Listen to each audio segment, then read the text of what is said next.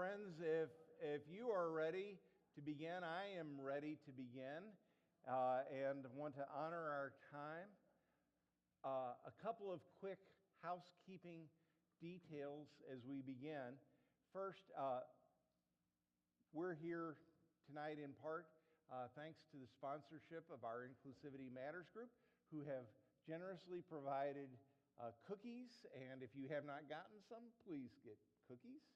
And maybe even more food for the soul. They have resources on some of the issues that we will be talking about tonight or this afternoon. And those are on the table, and part of their mission is to provide those resources free. And so take what would be helpful and edifying to you and enjoy.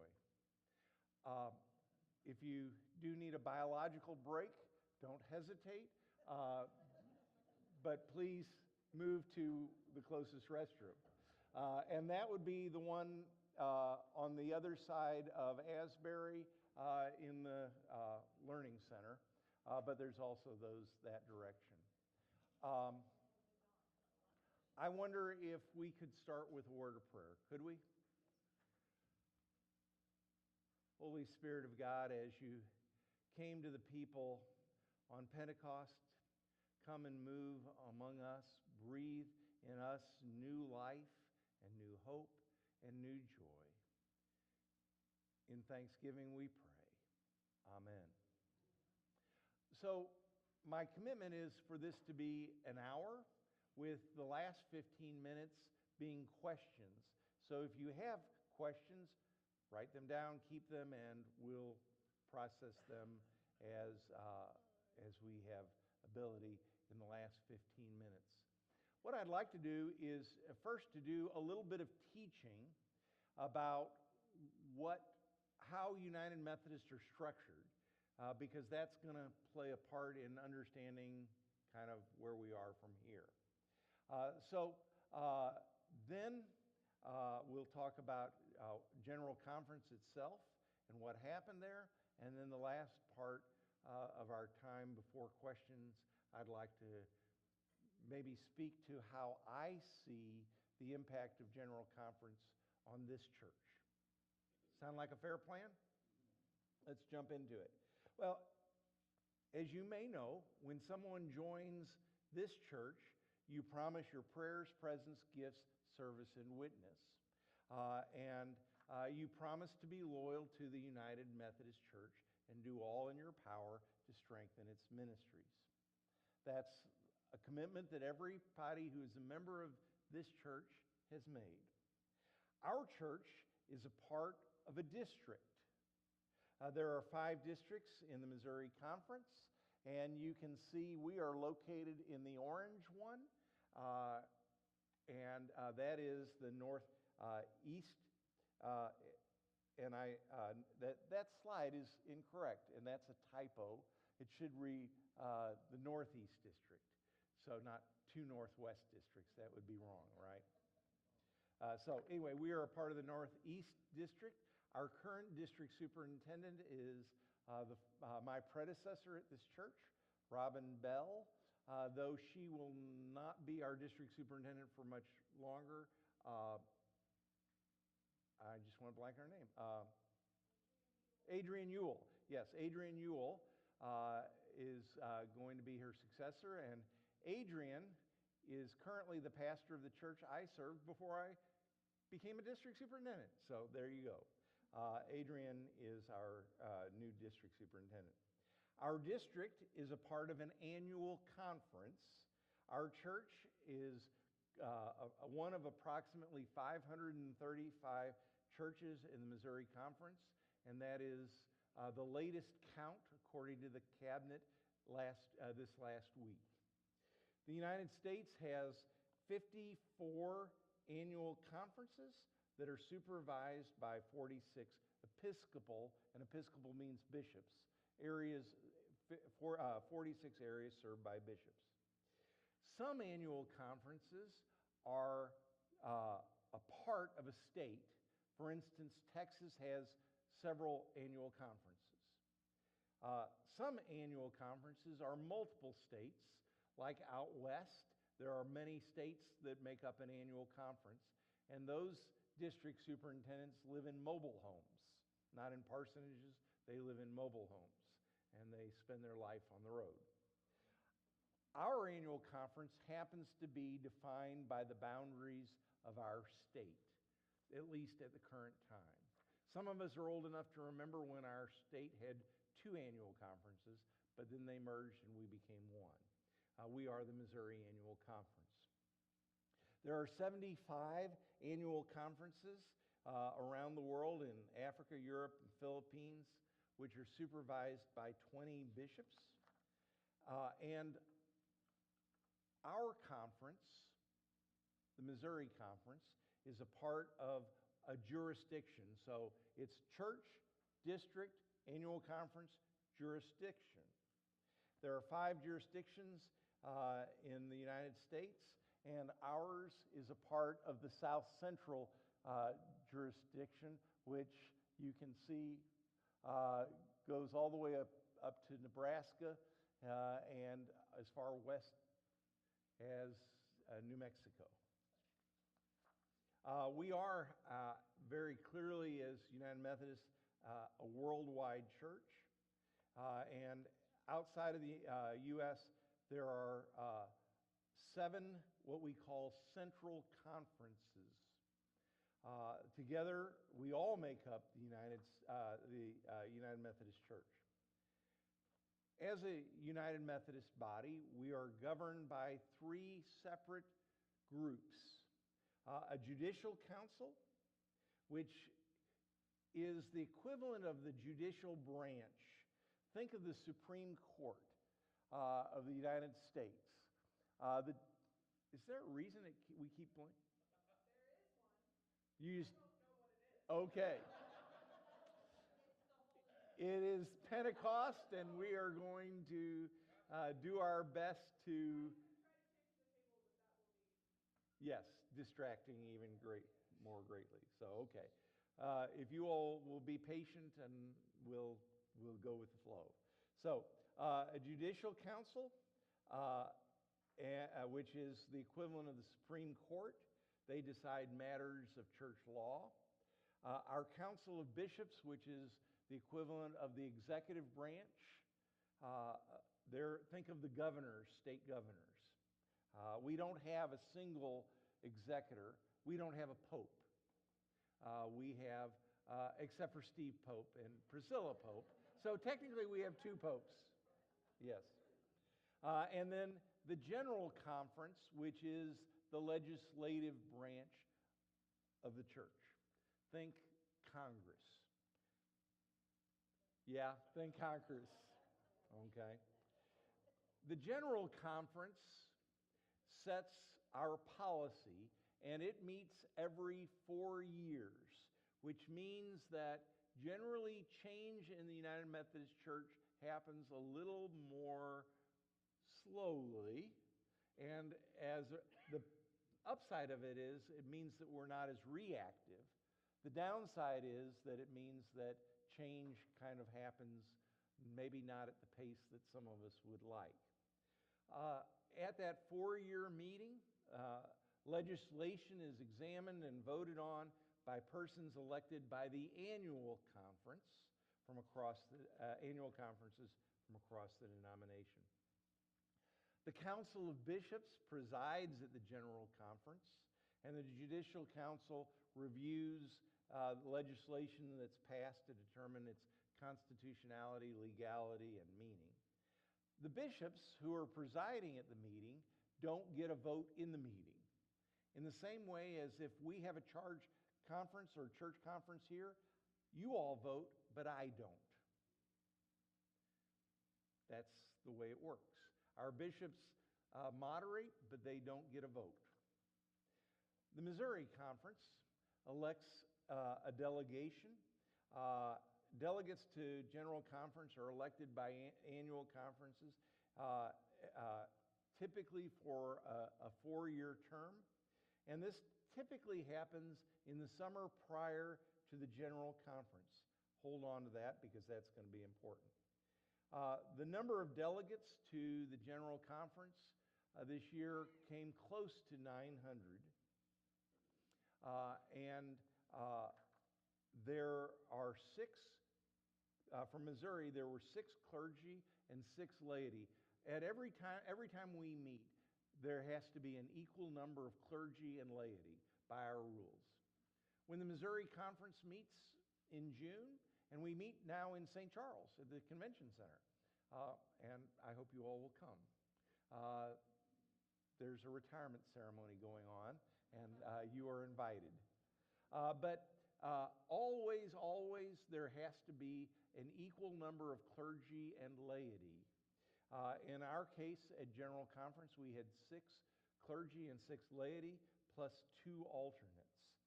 Those delegates were elected in 2019 by the delegates attending the Missouri Annual Conference. Hang on to that one, because that's going to play a factor in what we get to. The 12 Missouri delegates worked in 12 committees at General Conference.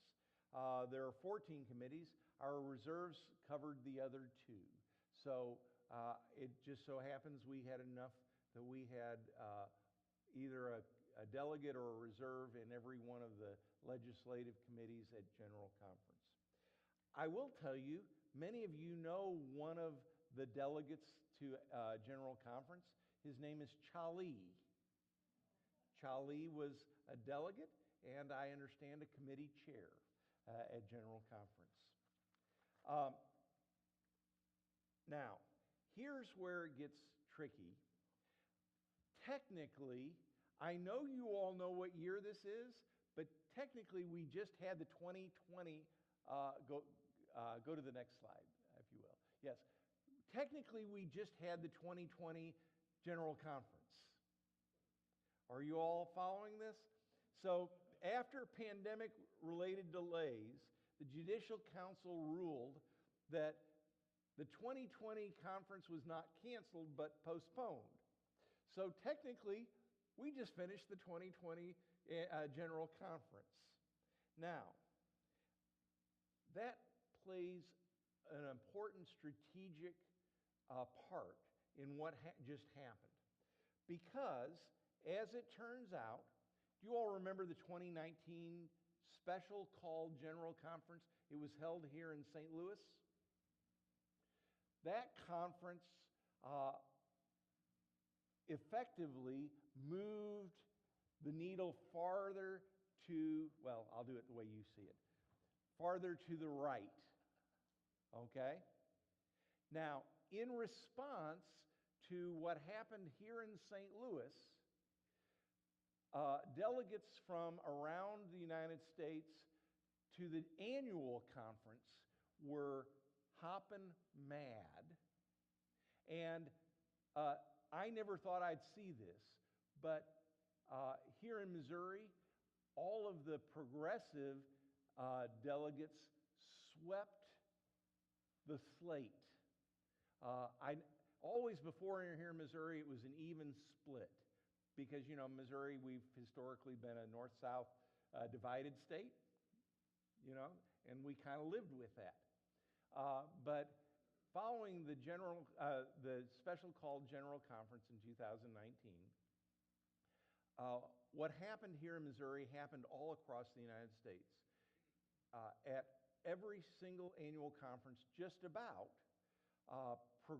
more progressive-leaning delegates were elected in droves, which meant, because of the Judicial Council ruling, that those who went to the 2024 General Conference that was really the 2020 General Conference, that they were the delegates that represented us. Are you all following this? I know this is a little convoluted, but welcome to church politics. And at that same 2019 meeting, the conservative traditionalist delegates who swept the day, they developed, if you will, an out, so their churches could leave. And that, along with the, the slate of delegates that in droves were elected by progressives, that created the environment for what just happened at General Conference. I hope you all are following along. I'm trying to kind of set the table for us. So, at General Conference itself, this is the next slide, is a 10-day meeting consisting of several parts. The first week, delegates meet in committee meetings to review legislation and make edits or changes before maybe passing it on to the larger body for voting. Delegates also the first week and the second week too participate in a lot of worship, engage in conversation, dialogue. It becomes the only time that United Methodists from around the world really get together and talk to each other. And so at our blazing best, we're forming relationships, right? And listening to one another. What is General Conference? A General Conference is that body, the only body that can set official policy and make decisions and speak for our denomination. It does so primarily in two ways, by revising our Book of Discipline, and this is the 2016 Book of Discipline, which is technically, at the moment, our governing rules. We are governed by the 2016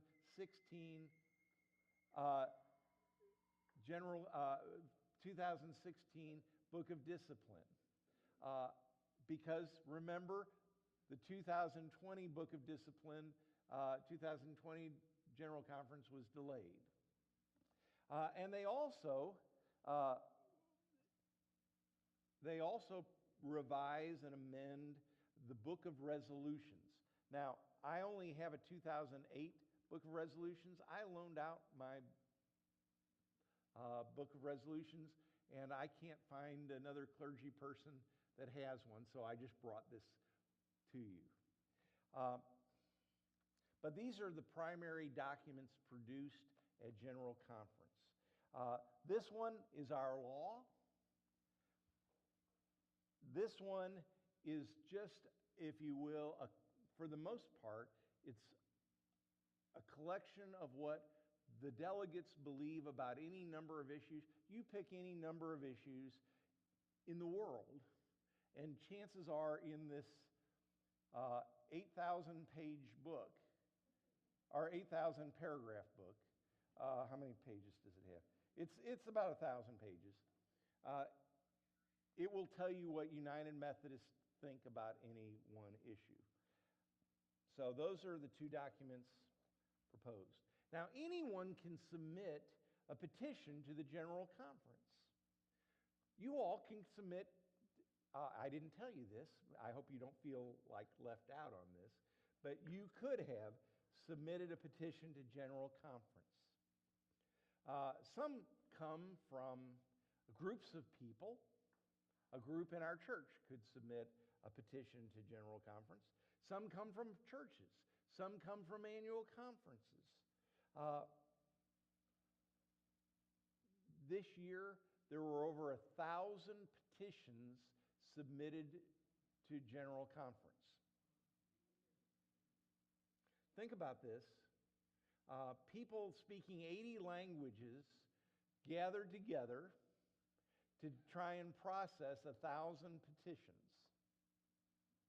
Now, I think I've already told you the first week is spent in committees, and in those committees, what they do is they take all of the petitions and they group them in categories, in 14 different categories. And some of the petitions deal with the same issues, right?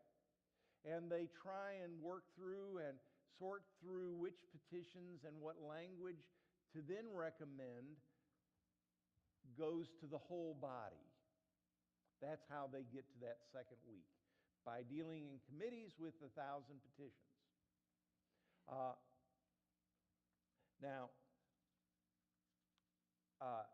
If uh, if a,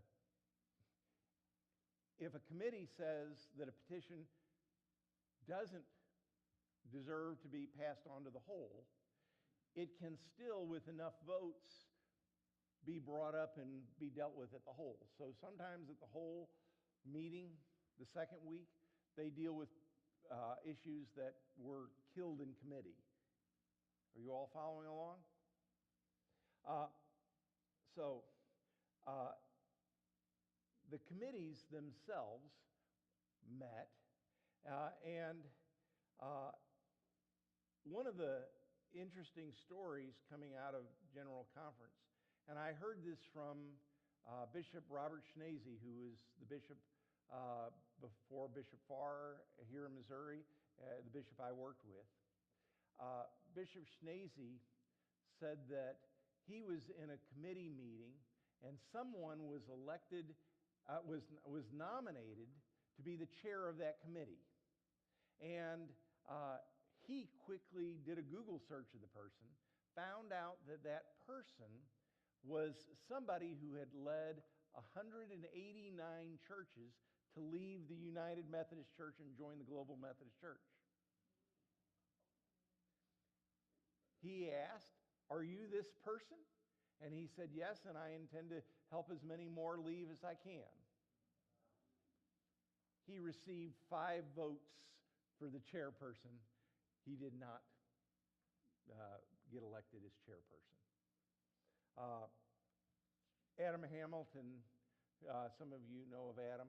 Adam also spoke to this issue, and he spoke, I think, for a lot of us when he said the very fact that he would do this spoke to a lack of integrity and disingenuousness.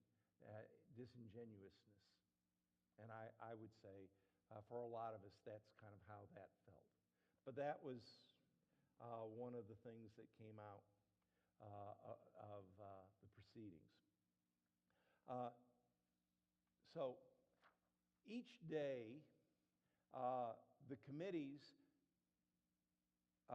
send word to the whole about what legislation is going to be recommended for the whole to deal with. And so we were getting throughout the first week, we were getting notifications about what got passed on to be voted on. But it is the full body that meets that second week that meets for worship, dialogue, but for voting. And it's in those full plenary sessions that the petitions and the resolutions are voted on. Each General Conference delegate votes on recommendations brought to the whole body. So of the almost 900 persons there, everyone who is an elected delegate gets one vote. Most of the legislation requires a simple majority to win the day. And when we met here in St. Louis, when they met for that special called General Conference in 2019, a lot of the motions passed like 51 to 49%. Some of us remember that. However, there is one instance where a simple majority does not win the day, and that's in matters that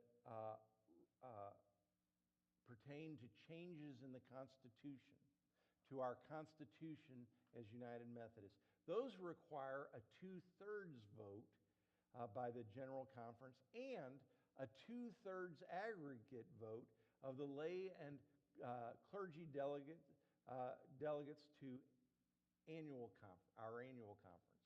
This next year, our delegates to annual conference are Kate Hanch and I are the 2 clergy.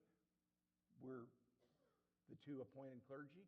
And because we have 2 appointed clergy, this church has 2 lay persons. And those lay persons are Barbara Krivko, our lay leader, and our own Katie Rome. And John McClure is our alternate should one of those 2 lay persons get sick. If Kate or I get sick, well, you're down one. So, um, in any case, we get 4 votes. But changes to the Constitution require 2/3 vote of of all the annual conferences. But legislation that was passed at this general conference cannot be voted on until a year from June. So hang on to that, okay? So we're not going to be dealing with any general conference issues at our June meeting other than just to report. Any voting, we're going to be voting a year from this June. Hang on to that. So, as I said, at General Conference, we revised 2 documents, the Book of Discipline and the Book of Resolutions. And those will end up being published in books available through Cokesbury and will become effective January 1st of next year.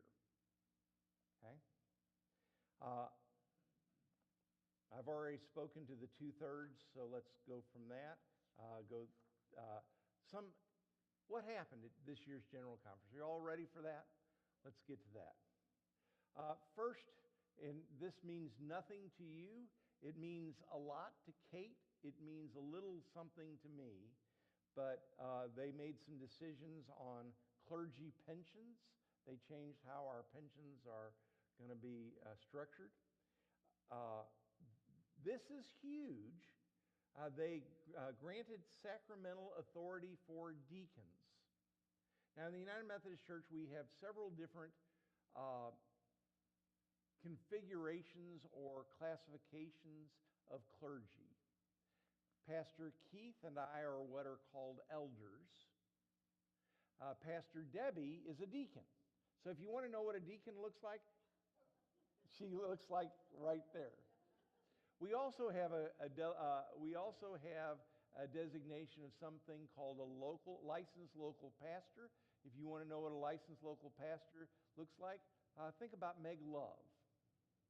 And Meg is going to be the new lead pastor at Faith United Methodist Church come July 1st, if you have not heard.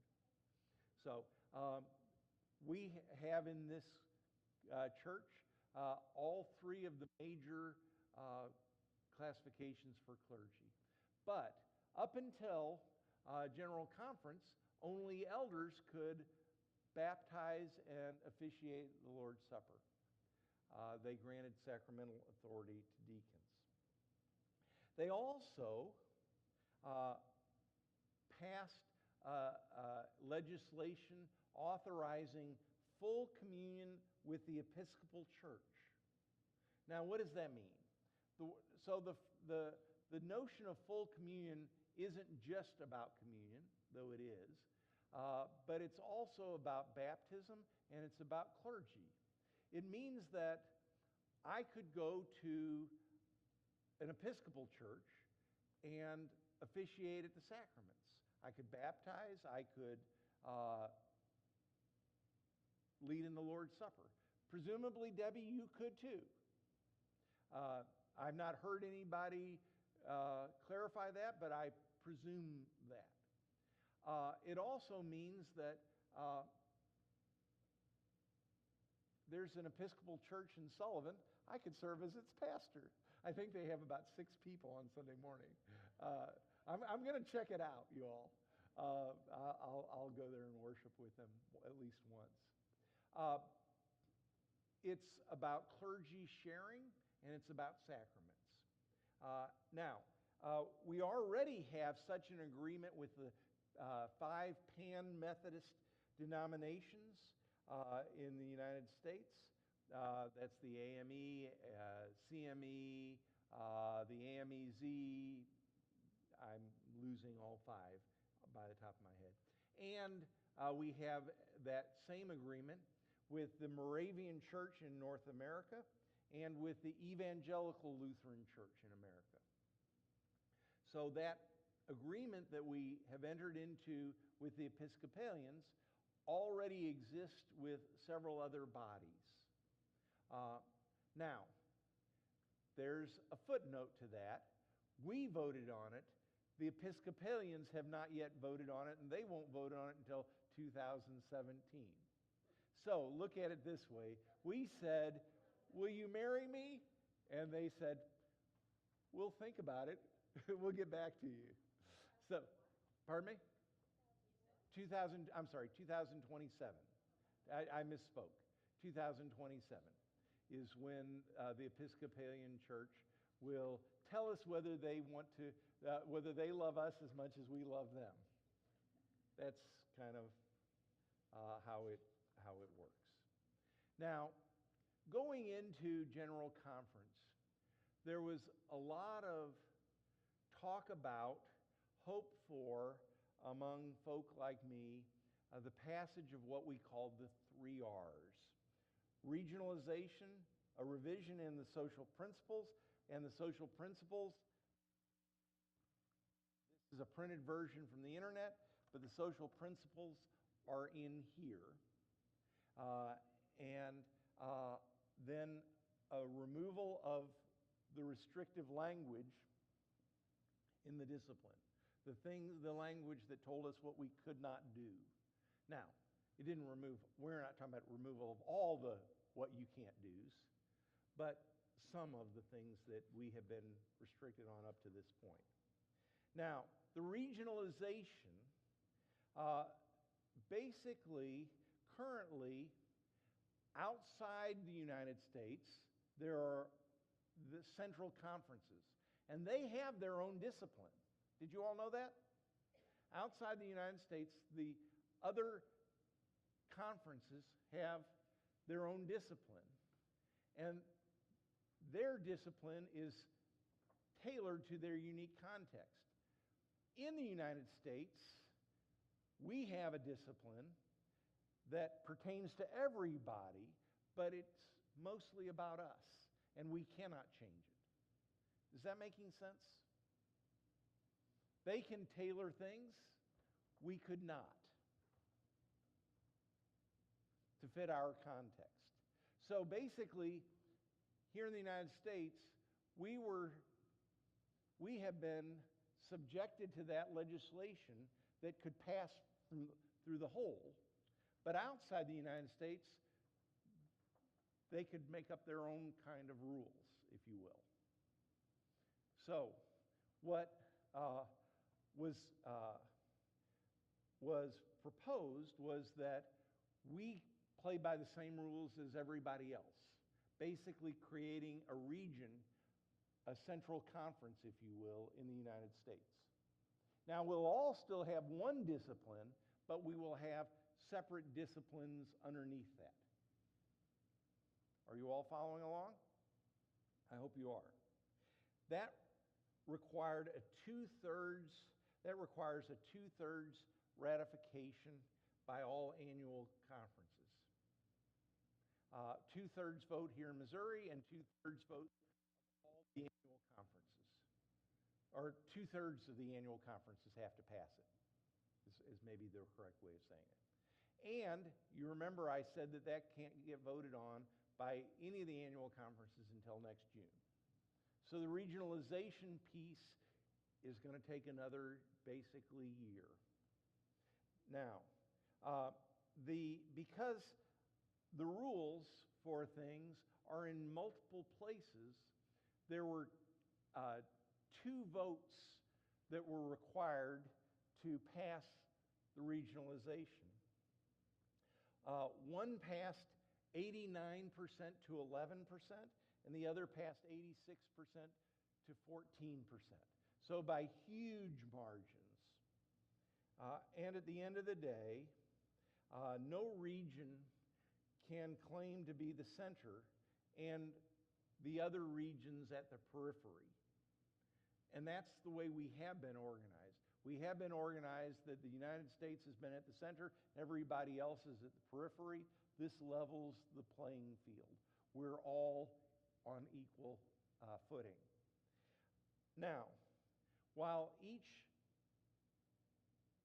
region can adapt the book of discipline. What we cannot adapt is the social principles or our general rules, which are listed in the book of discipline, and they go all the way back to John Wesley.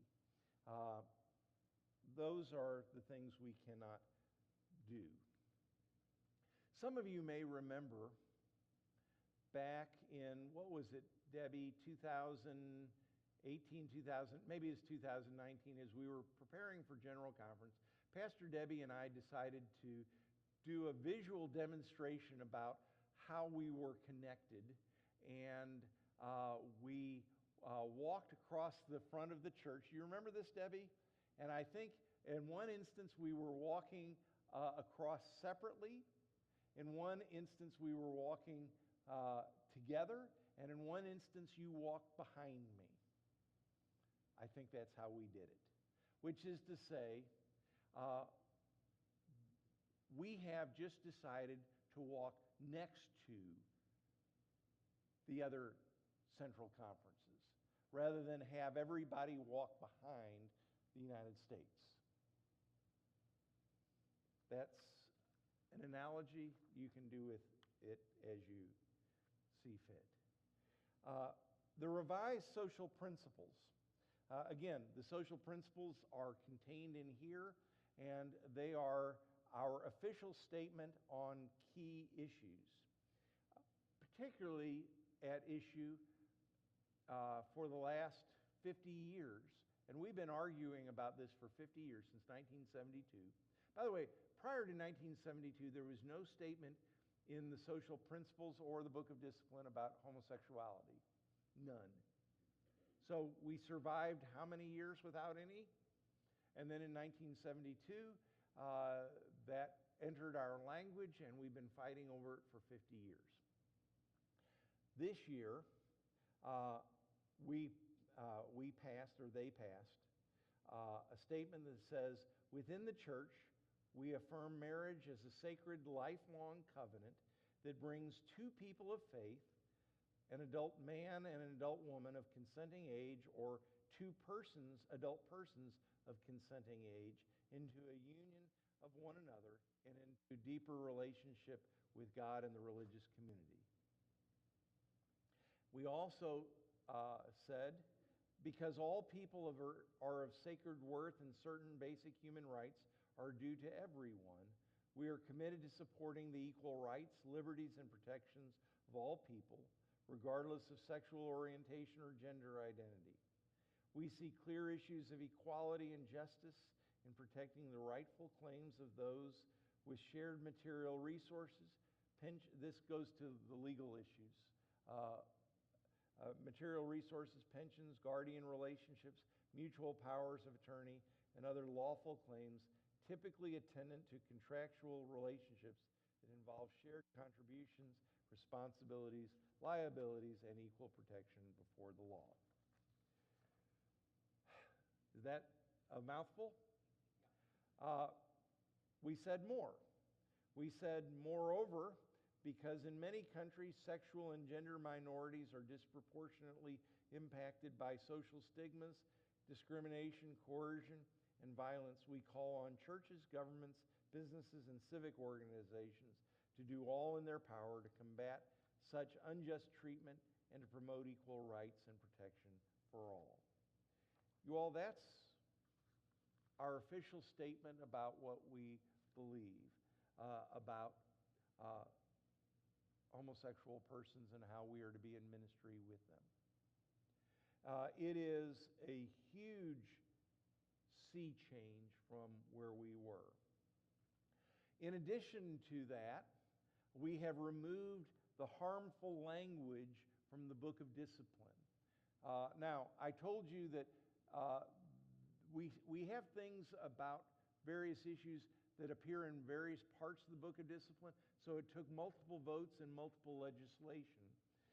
But eventually, this is where we are. Clergy may, not shall, no clergy is forced, clergy may, not shall, officiated gay weddings as we see fit. I will just tell you that up until this point, I've always had the right to tell a heterosexual couple, I will not do their wedding. I have exercised that right once in my ministry when it was very clear that they were in an abusive relationship. Keith, I don't want to put you on the spot. Have you ever declined a wedding? One time, Debbie? No. We've always had the right where it concerns heterosexual couples. We now have that same right. Regardless of any church we would be appointed to, we have the right to say yes or the right to say no. Churches, this church, with trustee approval, and our trustees are our whole leadership board, they may, not shall, host gay weddings. In other words, each church gets to decide whether they will host a wedding. Are you all following me? So theoretically, you could have a clergy person who says, yes, I'll do your wedding, but the church says no. Or the reverse, the church should say, yes, we'll be glad to have your wedding here, but the clergy person say, no, I'm not going to do it. Nobody's going to make anybody do anything. It is a shall, it is a may, not a shall.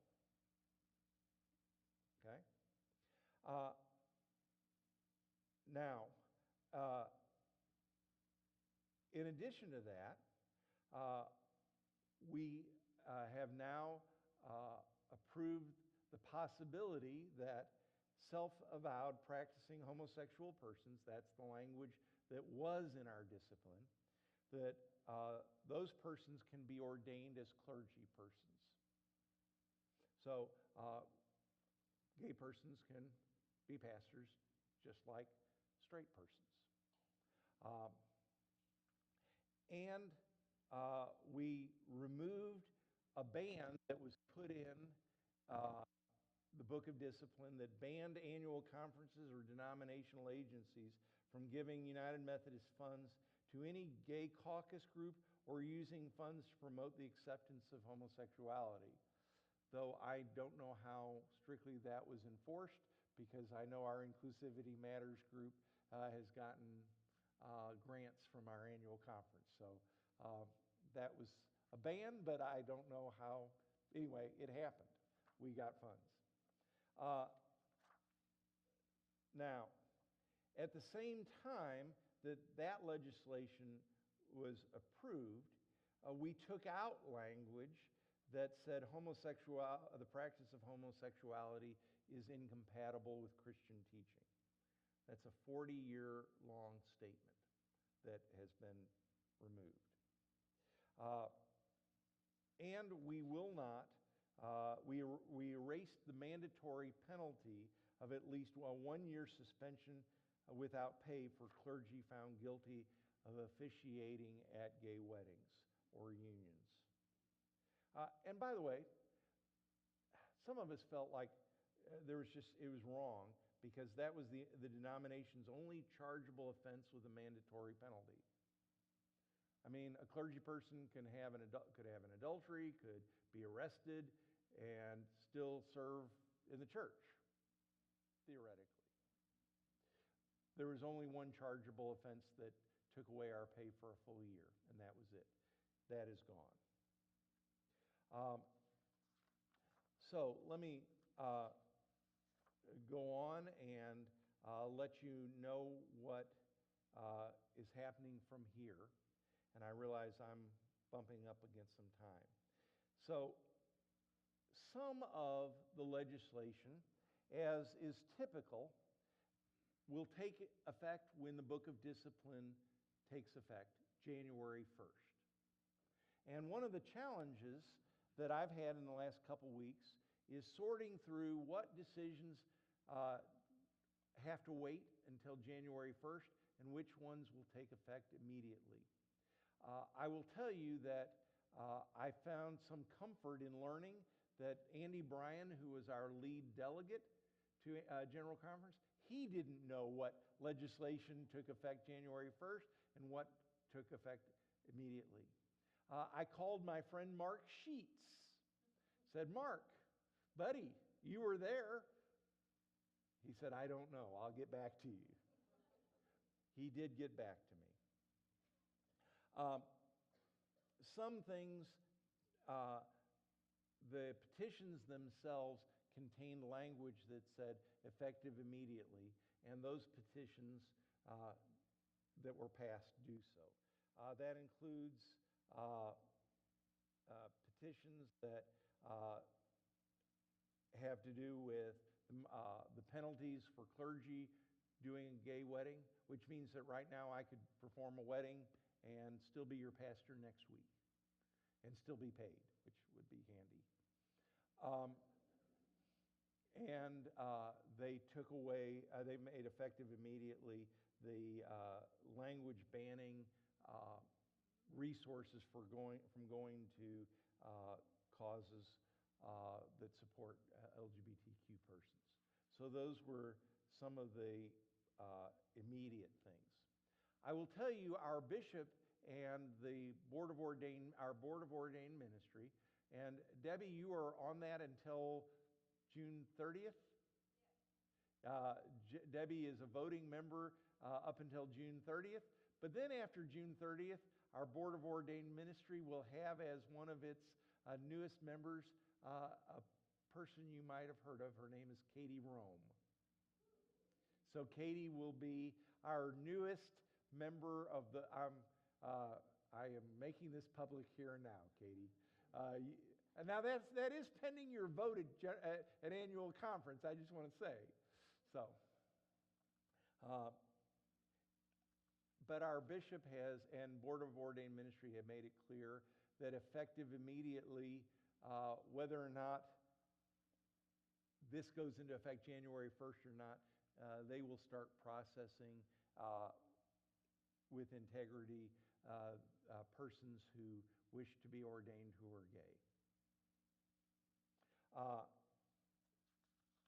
And our bishop has said that he, and he can only speak for himself, is he will not appoint persons to a church where it's not a good fit. So if a church is ultra traditionalist and stands firmly in the camp that says we don't approve of homosexuality, our bishop has said he's not going to put someone in there who's gay and who's going to have a bad time. Does that make sense? Just as our bishop, Robert Schnase, would not have appointed me here if I didn't approve wholeheartedly of that radical thing called a chancel choir. You all, I'm not joking.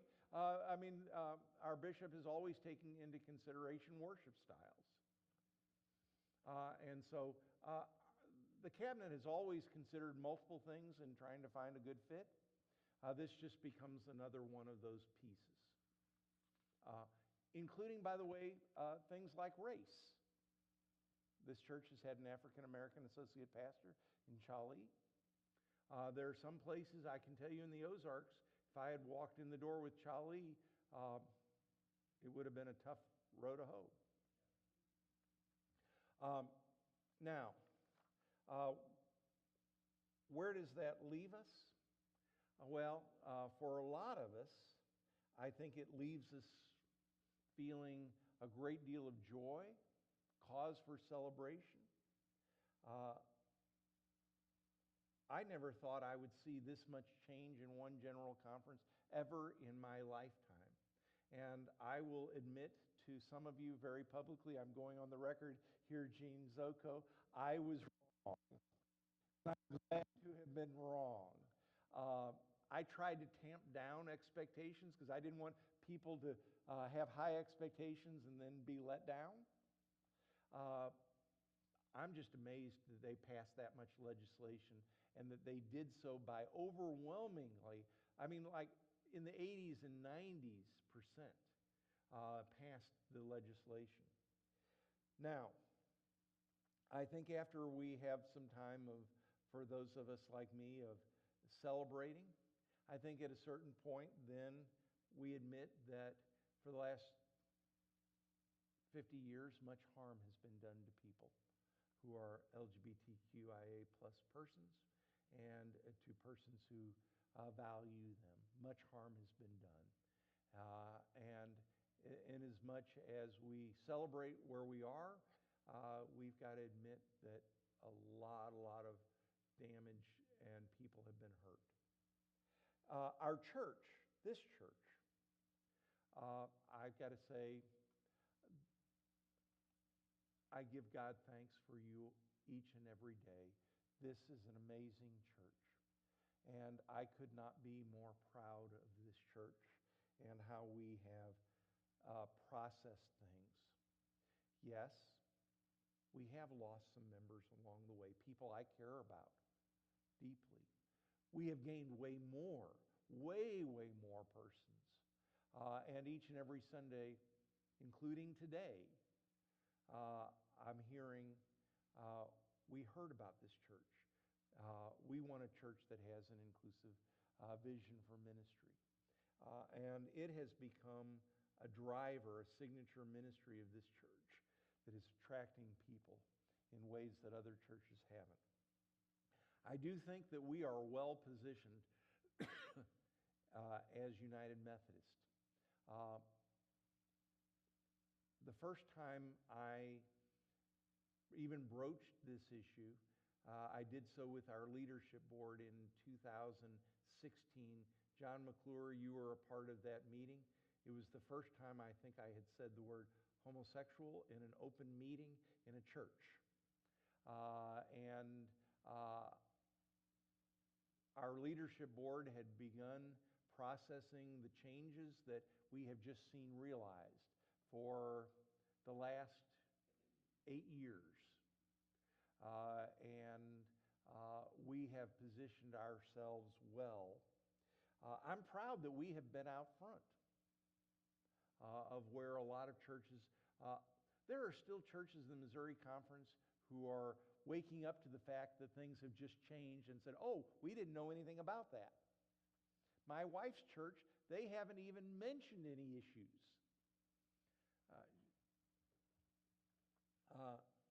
We are out front. I will tell you that I expect that our leadership board will very soon be making a decision. Some of the members of the leadership board are in this room, about whether or not we host gay weddings. I won't speak for them, and I will tell you I don't see any reason that anybody needs to lobby them, because I think it will be a fairly cut and dry decision. I will be shocked if it's anything else. I will also tell you that I can speak for every clergy person on staff here and say every one of us will will officiate gay weddings. We've all been unanimous since I've started here in believing that.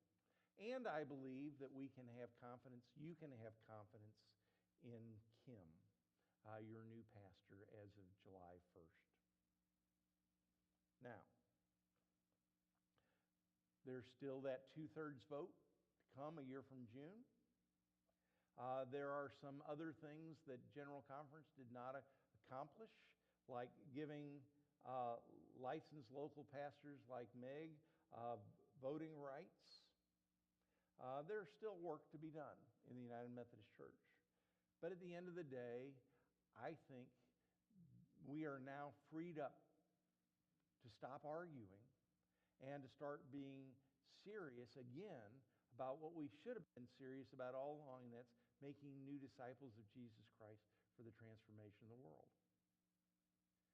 Some of you have heard me say, and I have not meant it to be glib, but we're going to love everybody God gives us to love.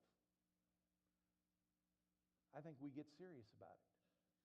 And if we're not spending all of our energies arguing, maybe we can actually do so. And we're doing so now within the context of a denomination that is in the same place that we are. So, you all, that's what I came to say, and I've gone a little longer than I anticipated. What questions do you have for me? Jenny? Do you have any figures on what percentage of the conferences took the same route that we have taken? Same conferences or churches? Churches in whatever. In Missouri, Percentage of who? well, we had about 25% of our churches leave. Okay. I cannot tell you how many churches have been on the more cutting edge like we have. There are some. The Gathering, Manchester, have been actually ahead of us. But there are a lot of churches like my wife's church that, they have just kind of said, we're not dealing with this. It'll go away. It'll go away. It hasn't. So, others? So the 2020 General Conference just happened, so are they postponing to 2024, or is it like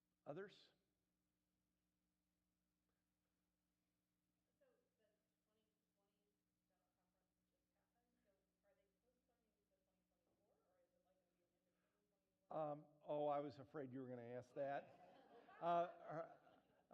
The question is, we just finished technically the 2020 General Conference. Are we going to have a 2024 General Conference? Actually, I think we are in 2026. That's my understanding.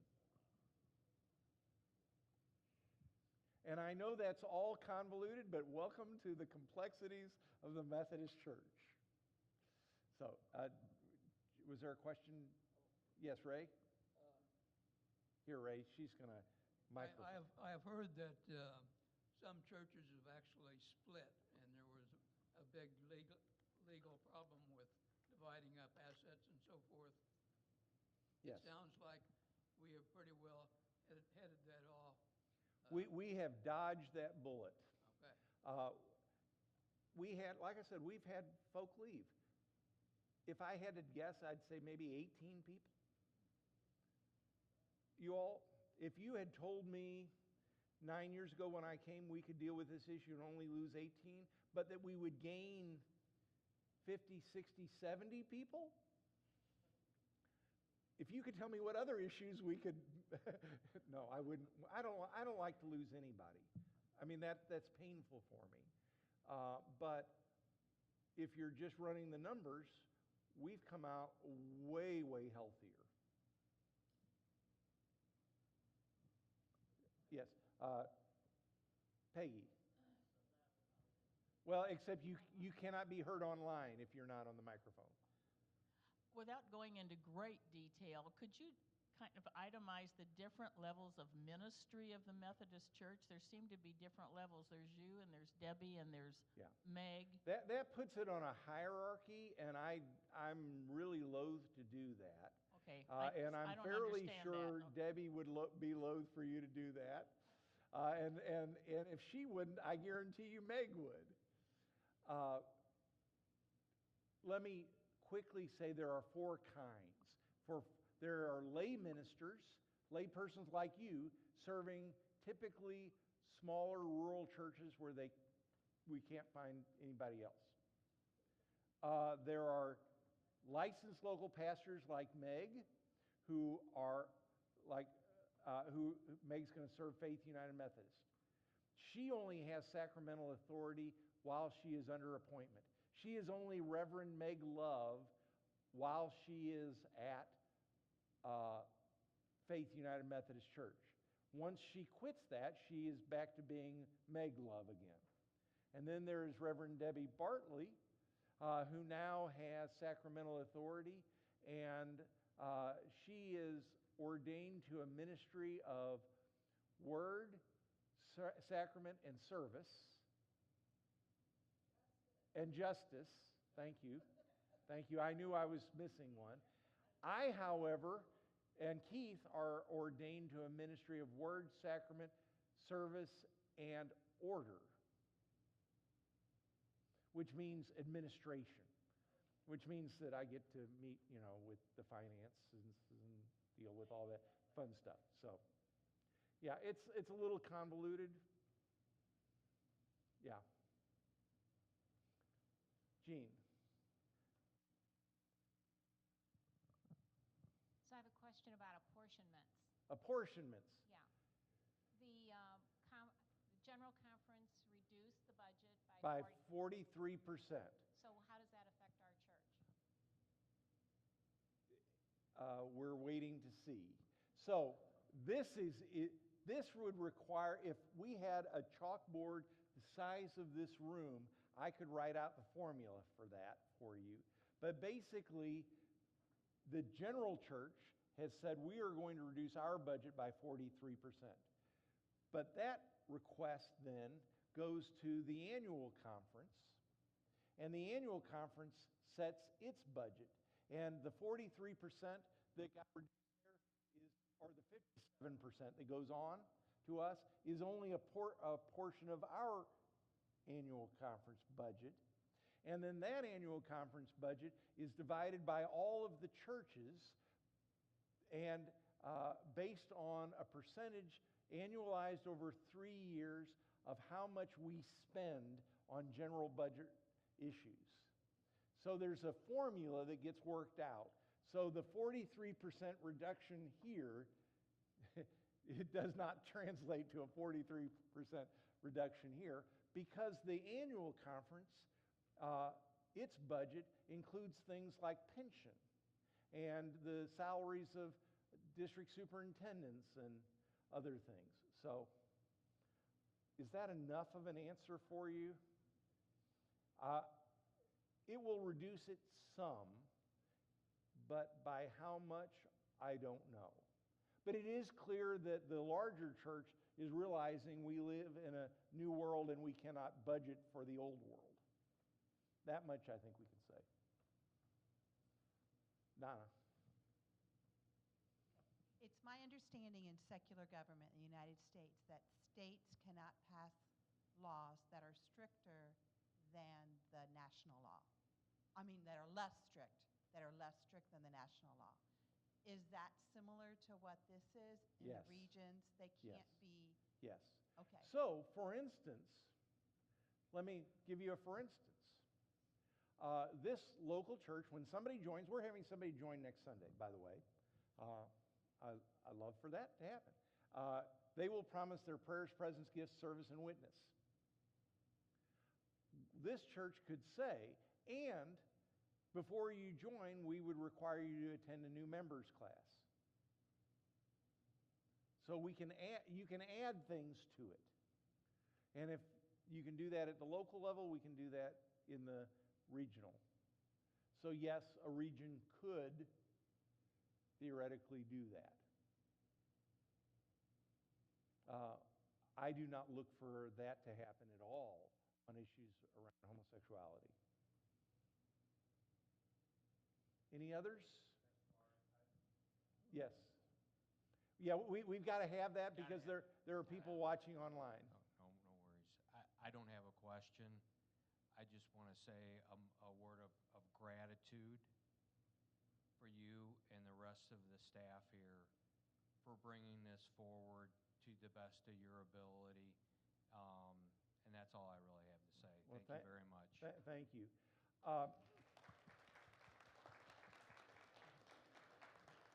Can I respond in two ways? One, thank you. And I would say, many of you know my own story. I started life as a Baptist in the middle of a denominational schism over the role of women. I was in the minority on that, and I had to leave and find a new home. It's fascinating to me that in God's great humor, on the last part of my ministry, I also face a denominational schism, and this time I end up in the majority. I pray that I had learned something in that first part of my life that maybe helped me in the last part of my life. That's the first part. Second part is to say, yes, our staff has had a part in it, but I would say you cannot calculate the importance of our leadership board. Our leadership board, in my time, has been led by Paul Boughton, Matt Harrer, and John McClure. And I have never worked with a leadership board with as much wisdom and grace and support as I've experienced here. You thank the staff, fine. You really need to be thanking our leadership board. There is no way we could have led without knowing that we had the support of our leadership board. And now we've worked together. We've worked hand in hand. That's something I learned on the front end of my ministry the hard way. But I could not say enough about our leadership board. So, and it could not have been done without our Inclusivity Matters absolutely stepping forward to say, yes, this is who we are and this is the church we want. And Jean Zocco and Donna Baton have been leaders in that, and they deserve every bit of thanks. I give God thanks for them every single day. And when pastors of other churches have said, how have you done this? Because other churches in our conference have looked to us and have been amazed. Mark Sheets, many of you know Mark Sheets. He said to me Tuesday, he said, I never dreamed First Church would come this far and see this much amazing progress in 9 years. And I got to tell you, it would never have happened without the visionary leadership of our Inclusivity Matters folk. So it's and then because it is today and I'm wearing red, nothing would have been possible without the movement of the Holy Spirit. So I give God thanks. Yeah. So, yeah. Yay, God. Yeah. You all, I know we've gone over time. Could we, if there's one more question, could we do that? And then I'll be around for individual questions. Or do we want to just end with yay, God? Okay. And in a little bit of foreshadowing. And all God's people said, Amen. Thank you all.